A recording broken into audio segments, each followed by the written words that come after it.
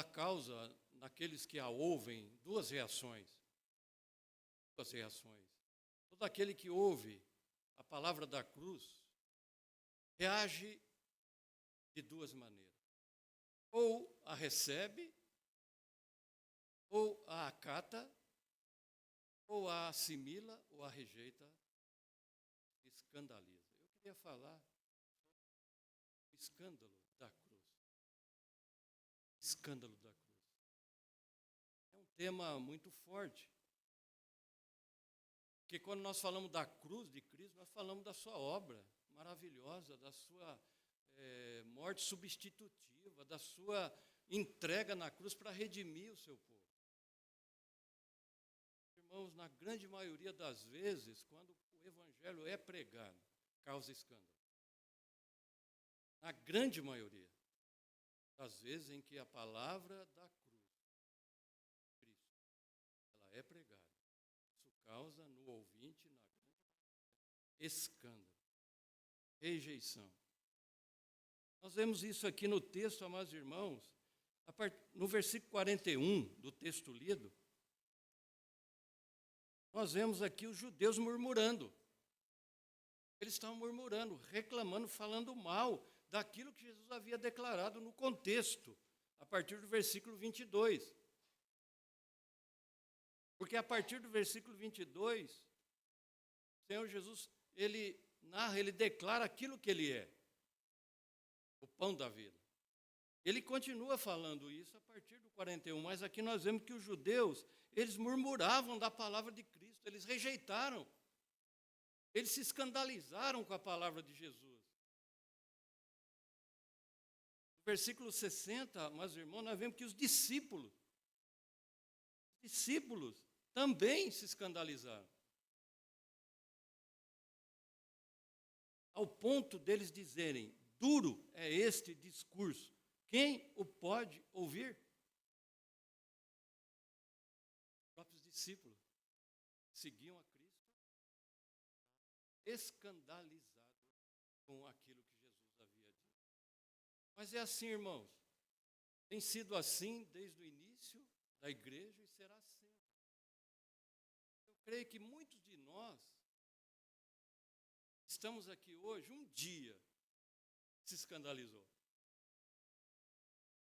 Talvez algum de nós que aqui está, um dia no passado, tenha se escandalizado com o Evangelho, com a palavra pregada.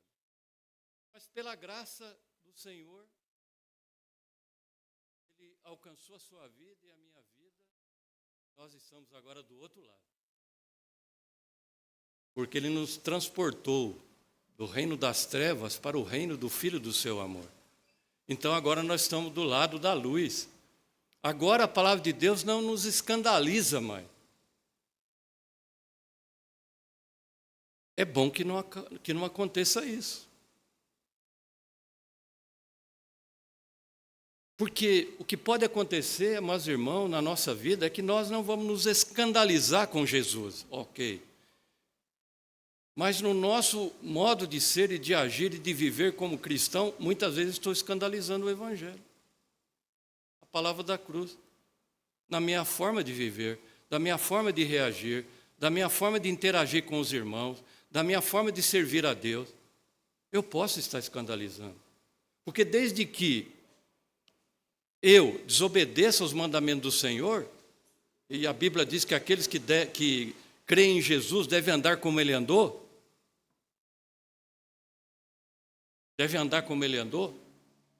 muitas vezes na nossa vida prática, teórica não, mas prática, nós estamos aquém disso. E é preciso tomar cuidado, irmãos. Eu quero já aplicar isso na vida dos irmãos, porque eu gosto muito de aplicação.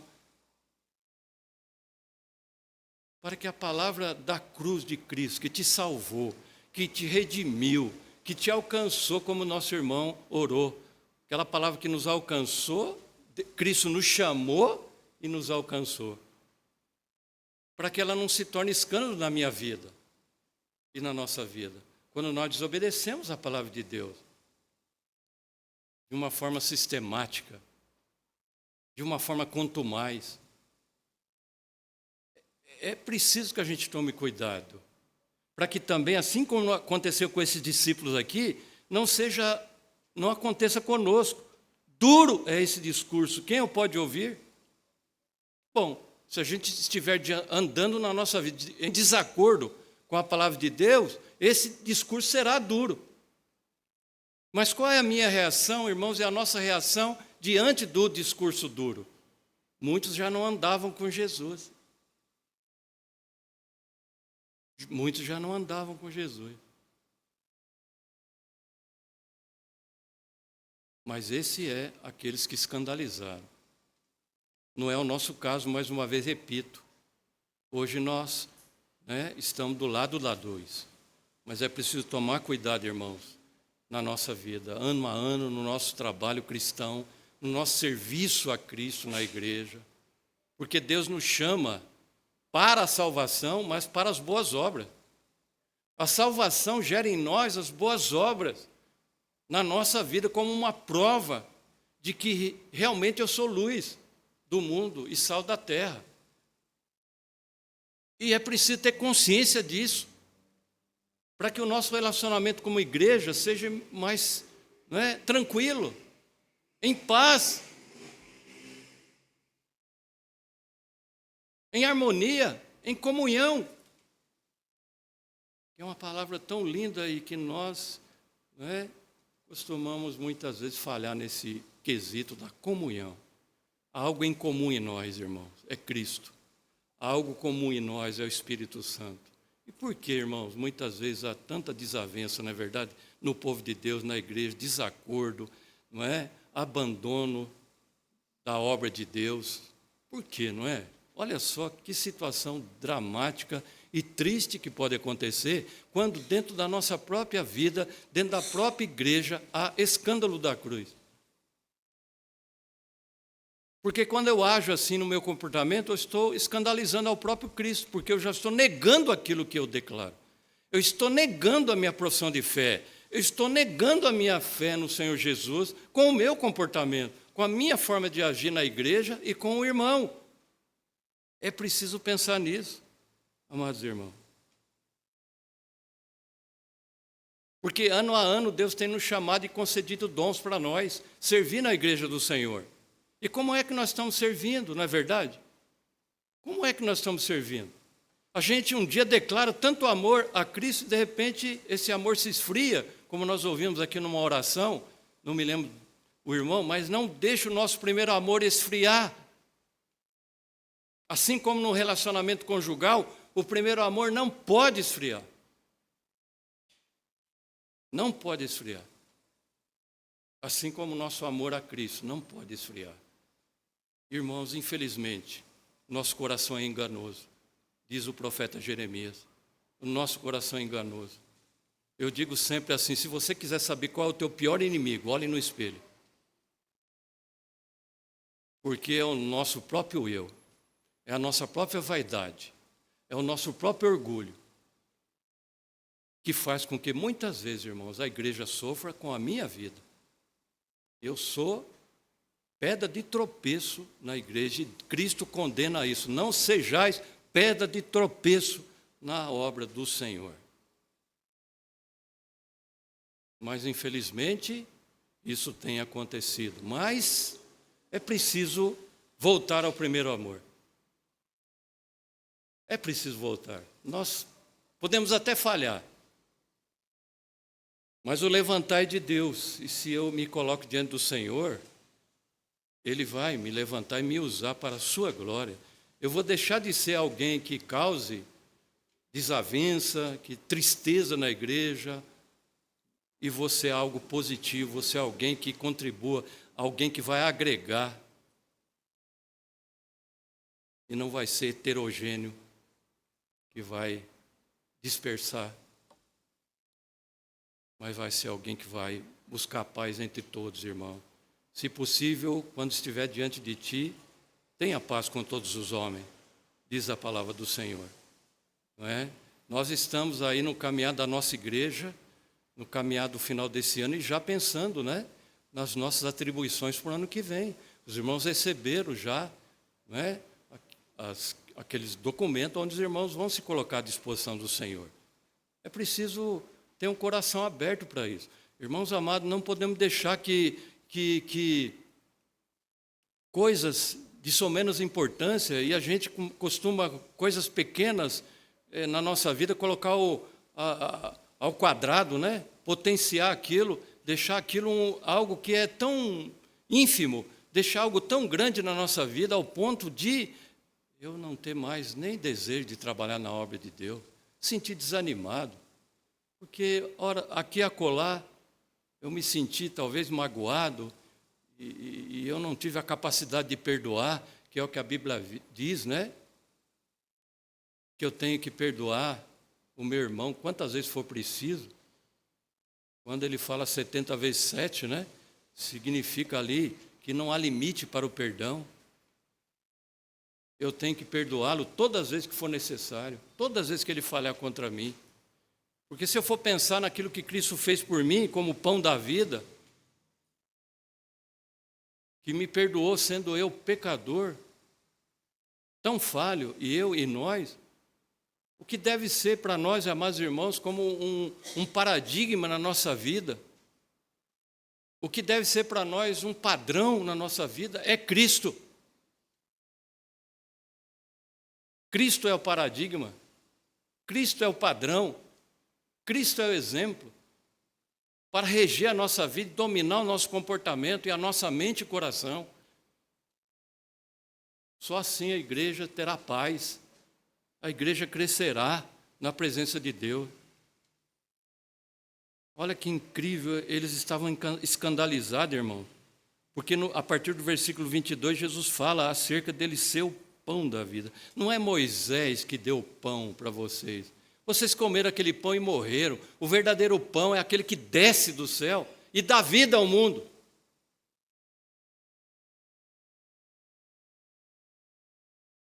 Porque aquele maná, embora tenha sido um grande milagre do Senhor, quando nós olhamos o maná, maná significa milagre para mim. Porque é algo que o povo, diz o texto lá, que o povo não conhecia. E que nem vossos pais conheciam. Era algo novo na vida deles. E Deus, na sua infinita graça e bondade, a despeito de toda a reclamação do povo, Moisés, o Senhor, você tirou nós do Egito para morrer aqui nesse deserto. Eles estavam acostumados com o pecado, acostumados com a velha vida. O pecado é assim, irmãos amados. Se a gente não tomar postura, se a gente não for firme, a gente acostuma com ele. E a gente não consegue mais ter discernimento, não vê na nossa vida que há pecado na nossa vida. A gente consegue ficar insensível a isso. É isso que acontece com a gente fica insensível. E já não percebe mais que a minha vida está pecaminosa, que eu estou falhando em alguma coisa na nossa vida. Não podemos deixar que isso aconteça. E aí aconteceu que esse povo estava, não é? Reprimindo a palavra do Senhor Jesus. Mas Jesus insistia, eu sou o pão que desceu do céu. Jesus insistia, ninguém pode vir a mim se o Pai que me enviou não o trouxer. Lógico que Jesus aqui está falando de uma forma metafórica. Quando ele diz aqui, versículo 54, quem comer a minha carne e beber o meu sangue tem a vida eterna, e eu ressuscitarei no último dia. Pois a minha carne é verdadeira comida, e o meu sangue verdadeira bebida.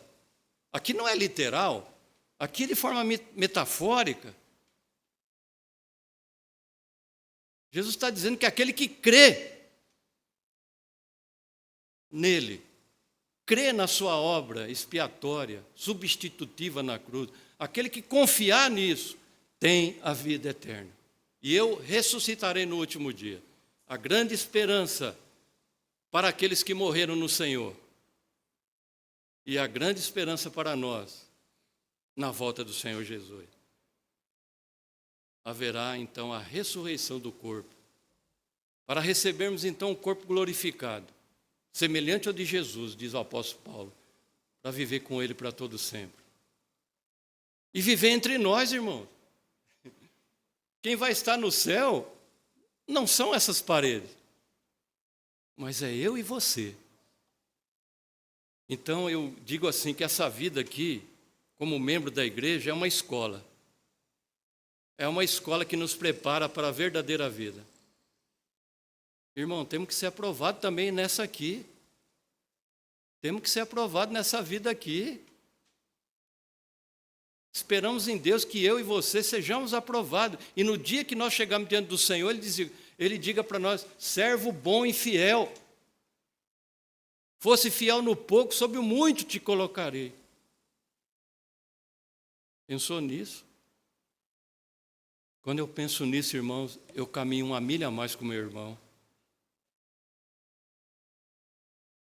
Quando eu penso nisso, eu caminho uma milha a mais com aquele que me ofendeu, que me entristeceu. Quando eu penso nisso, eu caminho uma milha a mais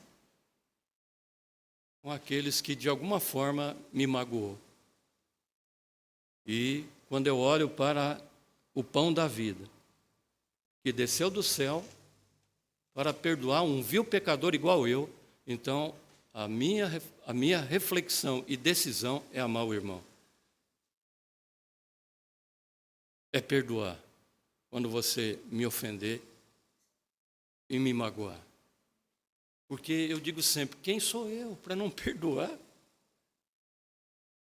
Até porque quem perdoa pecado é Deus, mas se eu não tiver um coração amoroso e de acordo com os mandamentos de Deus, vou ser uma pessoa rude, até ignorante.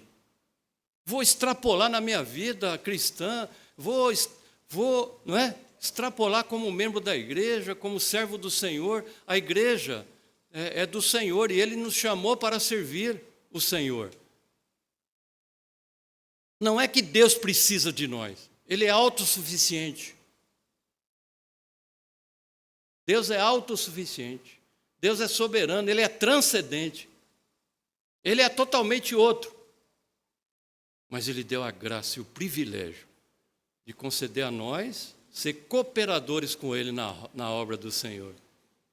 Somos cooperadores com Ele. Olha que privilégio. Olha que privilégio Deus deu a mim e a você, cooperar com Ele na obra dele. Deus poderia salvar os eleitos sem a ajuda de nenhum de nós. Mas Ele diz: ide por todo mundo e pregar o Evangelho a toda criatura. Coisas que os anjos anelam fazer. Mas foi concedido a mim e a você. Como é que é o nosso serviço na casa de Deus, irmãos? Como tem sido? Como está o nosso coração diante da obra do Senhor?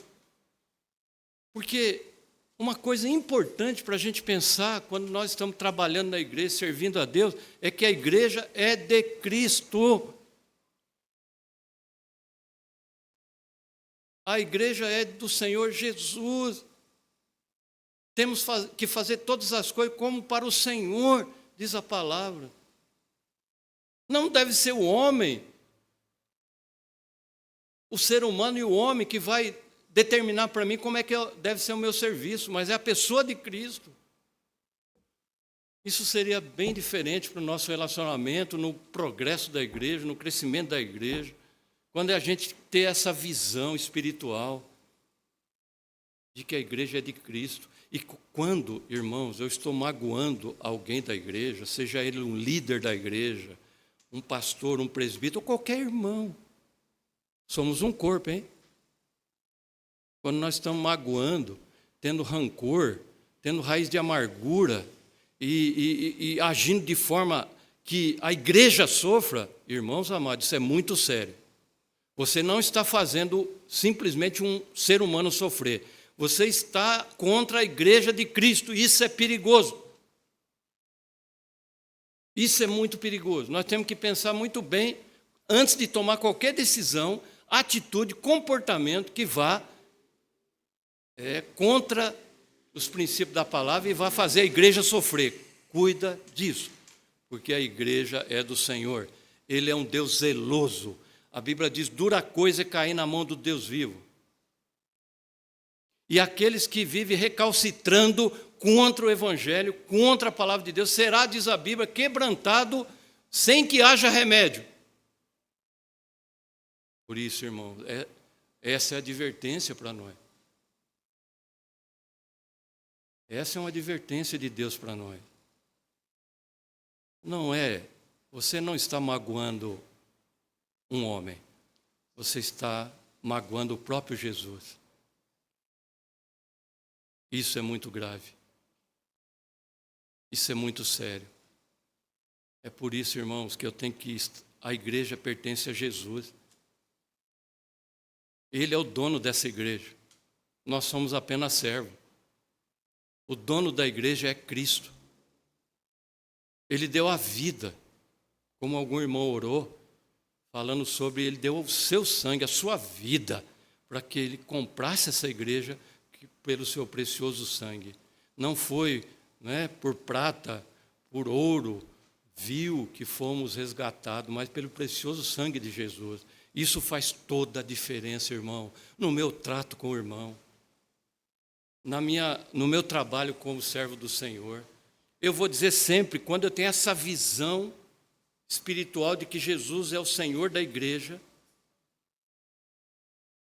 eu vou sempre dizer para o Senhor: eis-me aqui, envia-me a mim. Eis-me aqui, envia-me a mim. Porque quando a gente olha aqui, irmão, essa palavra tão gloriosa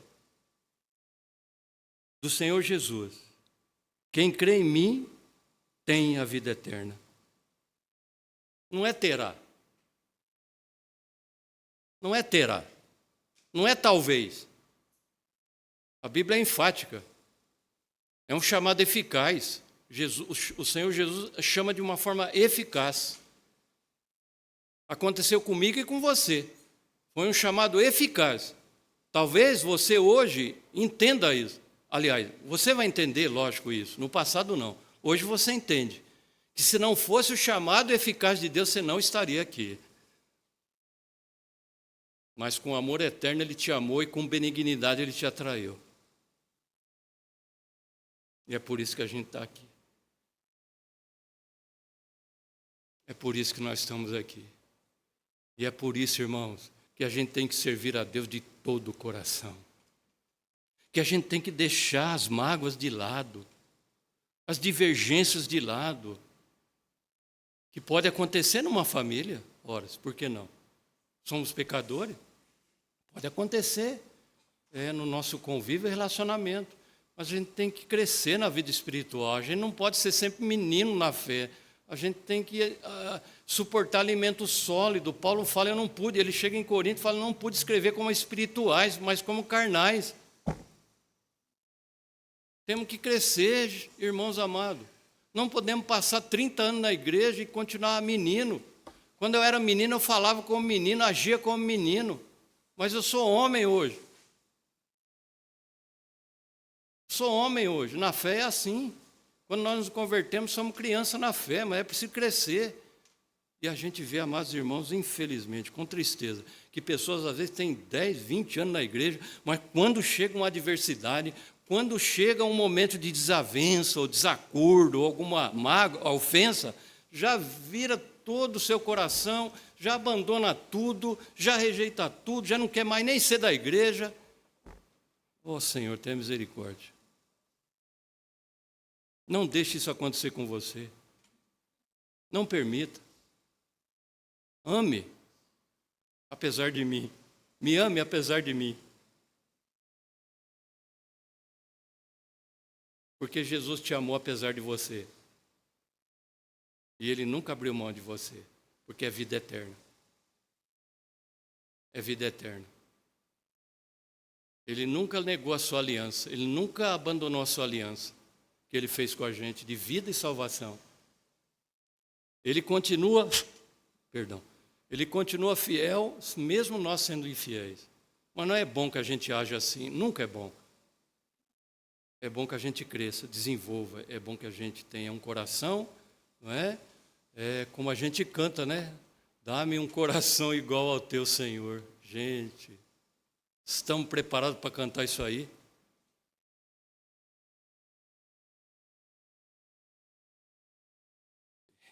Eu dei esse tempo a propósito.